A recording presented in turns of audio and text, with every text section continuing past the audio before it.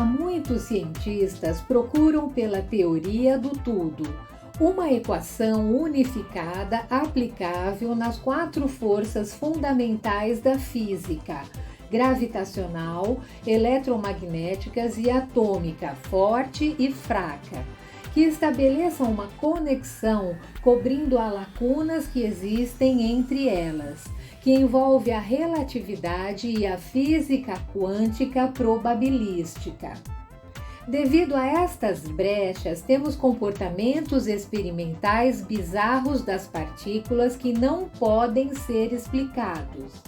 Tenta-se um caminho para unificar a física das grandes escalas com a física quântica das partículas subatômicas. Segue-se o raciocínio de que coisas grandes são feitas de coisas pequenas. Entretanto, no universo quântico, os elementos são muito pequenos. Se fizermos uma comparação de tamanho, uma corda está para um núcleo de um átomo, assim como a Terra para o universo de tão pequena. E neste nano-universo, nos deparamos com comportamentos de partículas fantasmagóricos que não compreendemos. A exemplo do experimento da fenda dupla de Thomas Young, onde é comprovada a dualidade da partícula, onde elétrons ou fótons são lançados em direção a uma placa contendo 2 fendas, passam por elas e batem em um segundo painel. Esperava-se um único comportamento segundo a lógica da física clássica. Entretanto, como resultado, a partícula pode apresentar 2 comportamentos: ser onda ou partícula. Sendo que as partículas ocupam posição no espaço, apresentam massa, posição e forma definida.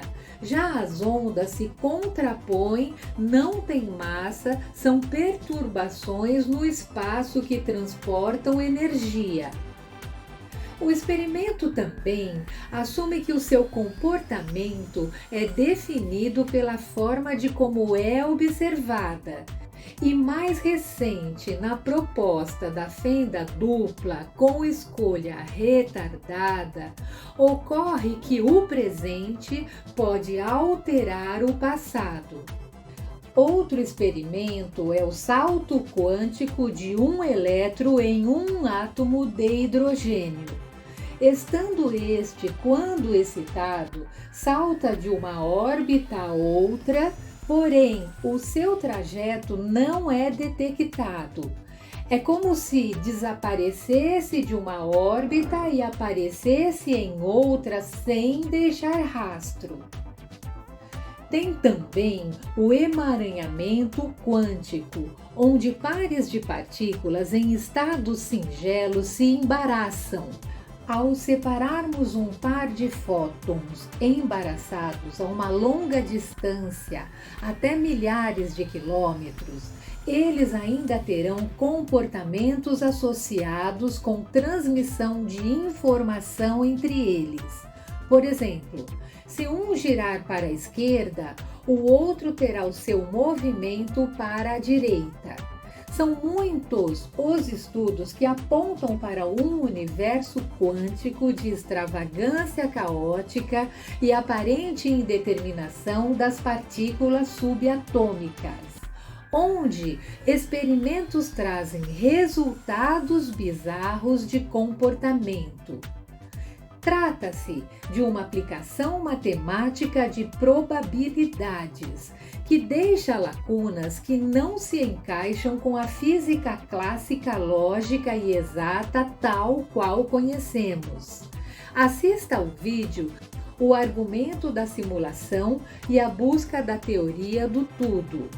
A proposta da teoria das cordas é uma tentativa de unificar a relatividade geral com a física quântica. O conjunto da tese propõe serem as cordas a menor matéria existente. pequenas cordas abertas ou fechadas que vibram em diferentes padrões e que podem se duplicar. É forte candidata a explicar a gravidade no universo quântico na possibilidade da existência dos gravitons. Teorias matemáticas vêm sendo desenvolvidas no uso das cordas. Dentre elas, a candidata que ganha força é a teoria M das supercordas e supersimetrias do cientista renomado Edward Witting, que conseguiu grandes avanços em sua aplicação, porém não temos evidências experimentais. Entretanto, a teoria M nos leva a outras dimensões extras. Ela é aplicável na matemática e explica a gravidade quântica. As pequenas cordas vibram e se espalham para todos os lados, e dado o momento, parte das suas energias desaparecem, somem. Conclui-se que vazam para outras dimensões que não conseguimos alcançar, além das que conhecemos como altura, comprimento, largura e espaço-tempo. Os cálculos nos levam a mais prováveis 6 dimensões que desconhecemos, o que faz sentido comportamentos imprevisíveis e bizarros das partículas. Veja esse exemplo. Ao nos imaginarmos de forma hipotética, morando em uma folha de papel plana, que contém apenas 2 dimensões, largura e altura, e nela nos deparássemos com um quadrado, saberíamos o que seria ao contornarmos as linhas. Entretanto, se este quadrado fosse um cubo sobre esse mesmo papel, nada mudaria, pois nós, os moradores do papel, só conheceríamos a largura e a altura. O comprimento não existiria. Para nós, seria um quadrado, ainda que fosse um cubo que estivesse lá. Identificar outras dimensões não nos seria possível, pois a nossa limitação não passaria da largura e altura. Ao buscarmos nos pergaminhos o que teriam a nos dizer, as escrituras apontam para pelo menos 4 dimensões que desconhecemos. A primeira delas faz menção a um mundo espiritual invisível simultâneo com o nosso. Porquanto nele foram criadas todas as coisas, nos céus e na terra, as visíveis e as invisíveis, sejam tronos ou dominações, sejam governos ou poderes, tudo foi criado por ele e para ele. Há também um terceiro céu onde mora Deus.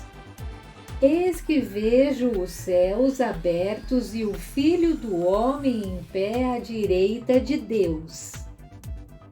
Tem o Hades e o Sheol. O mar entregou os mortos que nele havia, e a morte e o Hades entregaram os mortos que neles haviam, e cada um foi julgado de acordo com o que tinha feito. E o inferno, lugar de aflição. E não temais os que matam o corpo, mas não podem matar a alma. Temei antes aquele que pode destruir no inferno tanto a alma como o corpo. Dados estes que corroboram com a busca científica.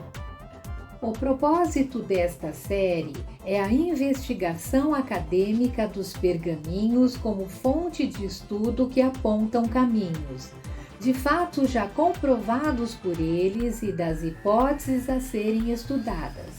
Obrigada por nos acompanhar e ajudar a fortalecer o canal. Assista também os demais episódios.